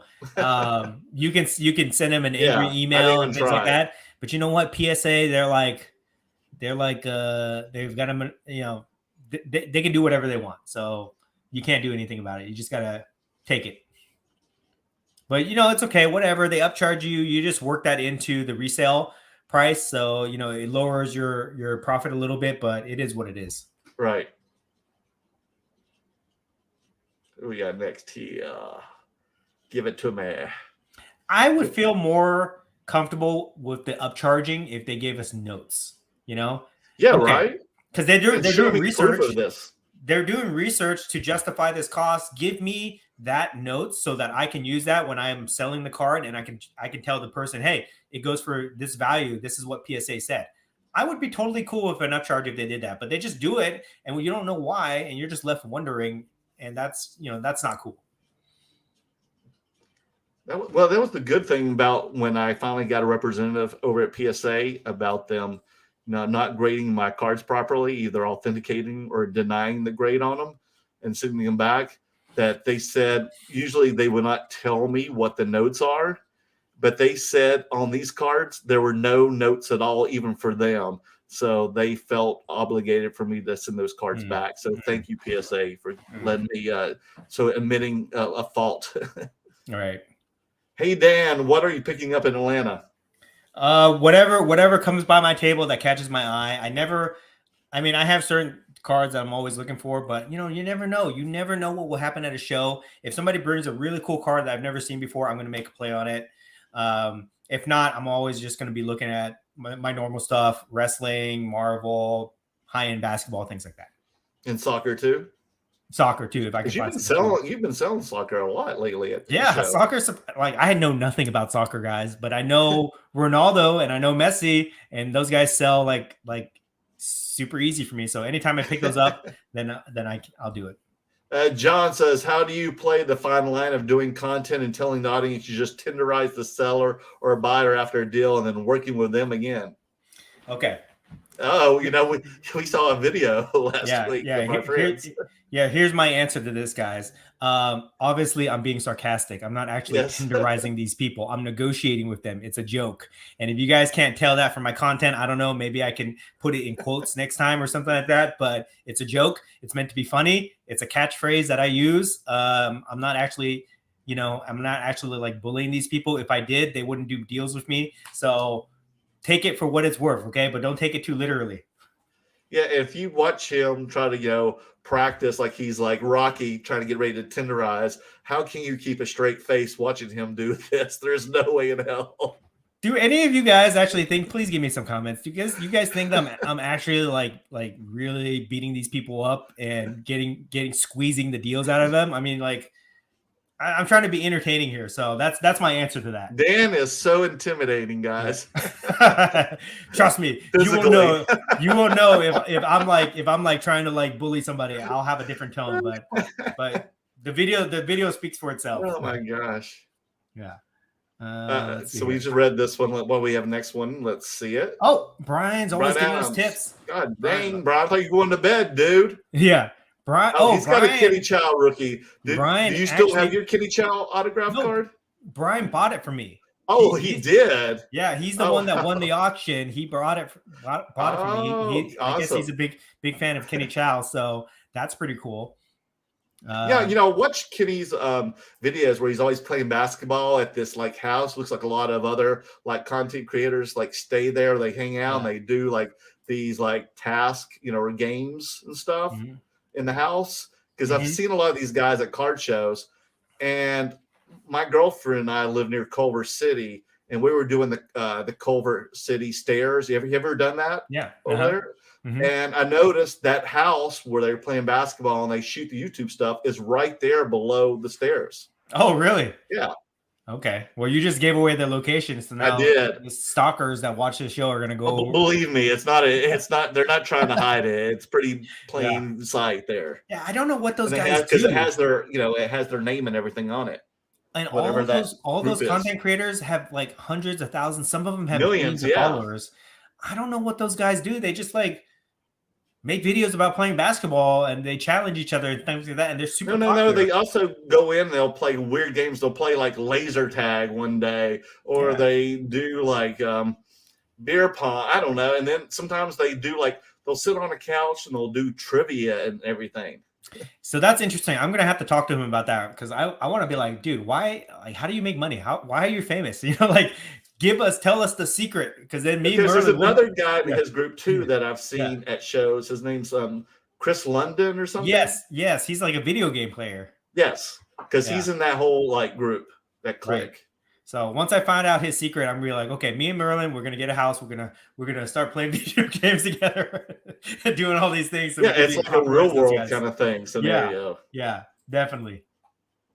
Aaron, Feed the Gods, Between Two Slabs merch. Yes, will be coming soon, hopefully. Yeah, we'll figure it out, guys. Sooner than later. We'll come out with something.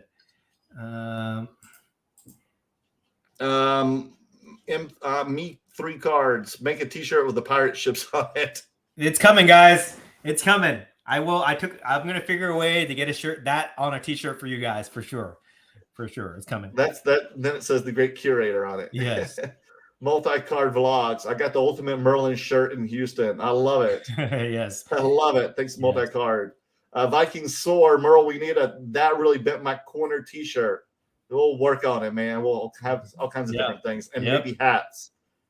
Feed the Gods. I'm ready to learn more about soccer on your show, Merlin. We'll tune in tomorrow at, 8 o'clock Pacific time and 11 o'clock Eastern time. Ryan Sanford, Tenderizer shirt needs to be. I do agree. And we need a little animated Dan doing that, like doing this thing. Tenderize them, guys. Yeah. Tenderize them.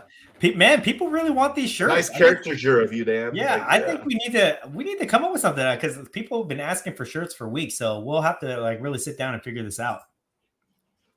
Mervin says, forgot to bring up that SGC 10 Jordan Fleer that sold for $192,000. Woo! BGS 95 last sold for $48,000. That's it. Thought. Wow. It's all about branding, guys. BGS 95. Yeah, I mean, it was hovering around 60,000 before that, but I've talked about this before. I made a whole video about this. It's branding. PSA branding commands the highest premium value for that. So if you value the brand, you go buy PSA. If you want to get more value for your money, you go to BGS. It's essentially the same card, the same condition, the same condition. The differences are indistinguishable to the naked eye, but it's all about the brand and the premium value that the brand carries. That's crazy. Yeah. So I made a whole video about this. Look, if you're only focused on the value of the card, the resale value, the possible appreciation, then you'll go with PSA. If you're more of a collector focused on the card, you go wherever your money can stretch, right? Which will be BGS. PSA right now is the undisputed king. Could that change in the future? Possibly. I don't think it will, based on the marketing power that they have. But you never know. It all depends on where the market is and how the market views these companies. But that's really what you're paying for. You got to understand that the only distinction between PSA 10 and a BGS 9.5 is the label, and the difference in price is going to be a direct result of the marketing that these two companies made. I've said this before. I think that BGS made a strategic mistake when they made the 9.5 label. The only reason that they made the 9.5 label is to distinguish themselves from PSA. They said, oh, we have 9.5, which is equal to PSA 10, but we also have a BGS 10. And on top of that, we have a BGS Black Label 10. But they give those they give those out so infrequently that it makes it almost impossible to get those 10s. So they're 9s, which are mostly dominating the market. That's what is seen as the equivalent to PSA 10s, but there's such a huge price difference between them. So it's all about marketing. I think that if BGS started giving less 9.5s and giving more 10s and then having their Black Label be the chase one, then that would put them more on par with PSA 10, but there's just not enough out there for them to do that for the prices to make sense. So when did SGC surpass BGS in grading and now selling 4 times more? Well, SGC, the values are still not on par with BGS, but in terms of their output for grading cards, that's been the last few years. I mean, that's been the last few months, right? I think that BGS, I don't know what their model is, but I think BGS got surpassed by SGC for sure in terms of their process, right? You are going to see a lot more SGC slabs out there, and the more you see SGC, the more you will get used to it. The community market will get used to seeing those black labels, those tuxedo slabs. And believe me, over time, you'll see the price start to go up on those things because people will accept them more for what they are. And with BGS, unless they start ramping up their grading process or get back into the game, I think they're going to be viewed as like the antiquated grading service as SGC surpasses them. If SGC ever like develops a really strong online presence where they have a good pop count, they have scanned images, they have an app similar to what PSA does, then they can rival PSA just because of the amount of cards that they'll put out there. But they'll always be second fiddle because as many cards as SGC is putting out there, PSA is putting 10 times the amount out there. So PSA has so much market share right now, it would be very hard for anybody to rise up and challenge them. And if there was any serious competitor to PSA, I could see PSA actually acquiring that company. Oh, wow. But not BGS, because I think BGS is going to be like the little brother to PSA, where they use them as like their competition, where they will look better in comparison to BGS. So that's why I don't think BGS is going to go anywhere unless they go bankrupt or anything. I don't think they're going to get bought out or anything like that. I think they serve their purpose as the alternative to PSA, but they have definitely been surpassed over the last year. Okay. What do we have next here? He's weeding out the saucy ones. Right. Trying to find a good question. Shiny Cardboard Addict. Congrats on the Doctor Strange purple PMG sale, Merlin. Oh, yeah. Wait a minute. How did you know I sold? Did I mention that or something? He's a stalker. I did. He's a stalker. Yeah, I sold one last week. Sold for about $1,500. Multi-card vlogs. The great Tenderizer. Yes, he is. Phoenix Rising. He should come out with his own barbecue sauce. I know, right? The great curator Tenderizer barbecue sauce. It'll be like a Paul Newman. Joseph Gomez. Yes, Sunday League investors still recovering from the tenderization. Oh my goodness. People love this. People love this tenderized thing. See, I just come up with these funny little sayings and I put it out there for you guys to have fun with. But don't take it too literally, okay? We'll be hearing that term all over the show floors in the next few months. Merlin, what is your YouTube channel? It is Merle World Cards. Where's our thing above here, Dan? Oh, sorry. Hold on. Where's the branding? Forgot the branding. There it is. There's flashing up. Yeah, it's Merle World Cards, guys, and that's my also Instagram. And my links are always in my IG profile, so you can always click in there in the IG and go straight to my YouTube channel. Aaron, Feed the Gods, congrats on 500 subs, Merlin. I just got it today, guys. Thank y'all so much. Thanks, Dan, the great curator. That's a milestone. Next one, 1,000. Next one, 1,000. I love it. Yes, sir. Yeah. Jago, can the pirate ship be named the SS Tenderizer? Yes, we can. Yes, I love it. I love it. Let's go with that. Good idea. I love that choice. Good one. But I don't know if the artist is still alive. Hope they don't sue you. You'll put that on a shirt, and all of a sudden we got some copyright infringements going on. Money Mike, Dan, I got a 2K Bitcoin budget. What's your best card for sale?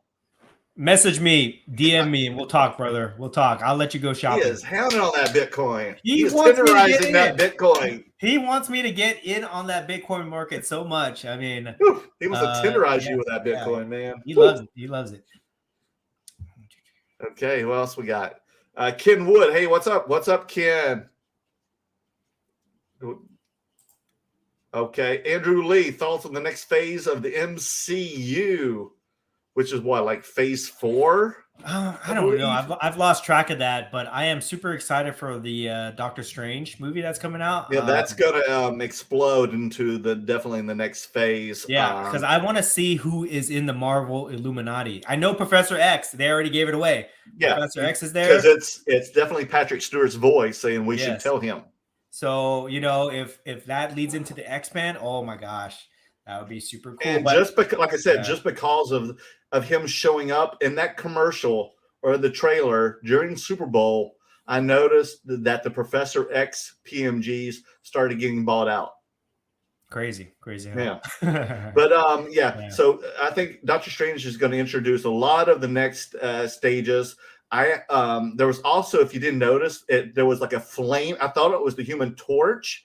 I've watched all kinds of different videos, but then if you also look again, it kind of looks like Iron Man in a way, but it's not really Iron Man. Then some also people think it's Monica Rambeau who's also a Captain Marvel, and that's one of her powers is like that flaming thing.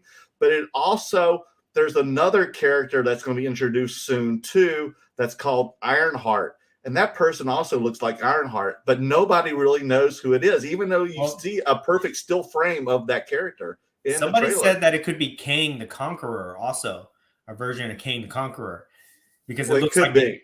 It looks like the actor that's playing him.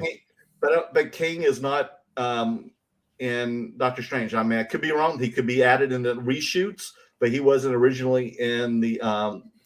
We'll have to see. The credits. Yeah, and I heard King is not going to really appear in the first movie he's supposed to appear in is Ant-Man. Yeah, we'll see. I mean, I don't know. I don't know what's going to happen, but I'm excited to see it for sure. Dan, do you think the Luca market has bottomed out?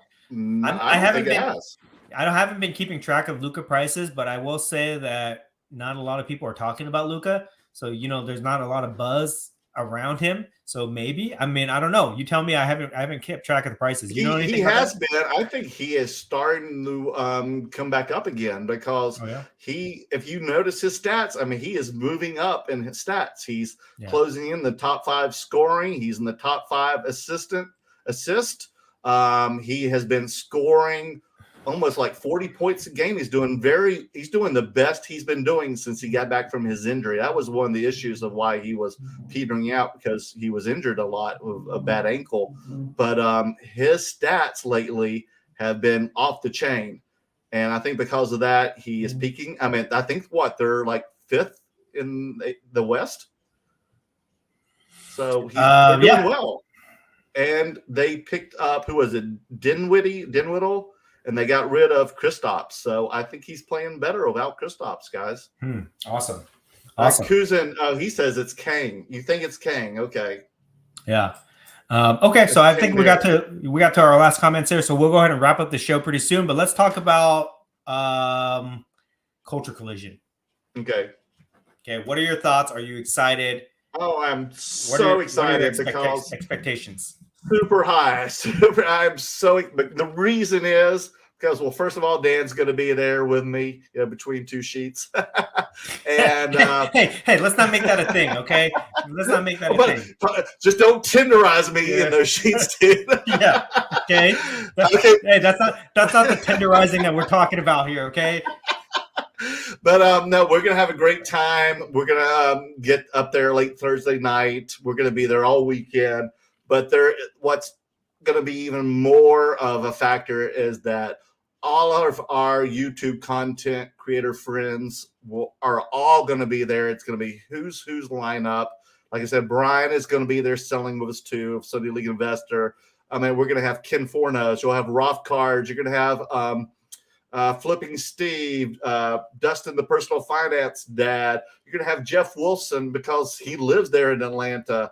You're going to have, there's so many other people I'm forgetting, but I know we're going to either have drinks or we're going to have dinner, lunch with these guys. So we've got a lot of networking and schmoozing to do while we're there this weekend, Dan. It's going to be more than just cards and trading. We've got a lot of schmoozing, dude. Yeah, it's definitely going to be content focused. I really don't know what to expect. We had never been there before. I've never even been to Atlanta or Georgia. So we'll see, it'll be a totally different environment. But super excited because I feel like there's a lot of energy behind this show. I feel like a lot of people are going to be there.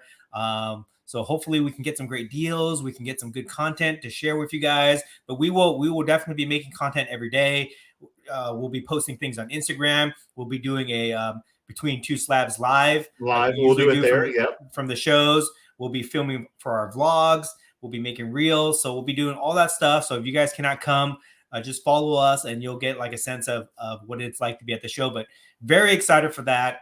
And we'll just see what happens. Hopefully a crazy big deal goes down and we can get it on camera or something happens. I think this will be a lot different than our Houston show. I think this will be like more like Dallas. And it's called Culture Collision, folks, because it's going to be a lot of like pop culture and stuff that people in our demographics and younger people are more interested in. It's so not just sports, but also pop culture like Star Wars, Marvel, wrestling, non-sports, tennis shoes, memorabilia, the Funko Pop toys. I mean, toys. There's gonna be comic books. So it's just gonna be, like you said, a culture collision. It's just gonna be like crashing in. So it's gonna be just overwhelming. It's gonna be overwhelmingly fun. Yeah. So you agree? Yeah, super excited for that. Can't wait. And hopefully we get some good deals. If not, hopefully we get some good content. So anyway, excited for that, guys. So with that, let's just wrap up the live tonight. Remember, we will be going live tomorrow. Also, I will be doing the interview with Kenny Chow at 6:00 Pacific Standard Time. Merlin's going to be doing his interview with Sunday League Investor, our friend Sunday League Investor Brian, at 8:00 Pacific Standard Time. Right. Check that out. And then that's it for this week, guys. And we'll see you on in Atlanta. We'll see you in Atlanta. Yeah. So check us out. All right, guys. Bye, guys. Have a good night.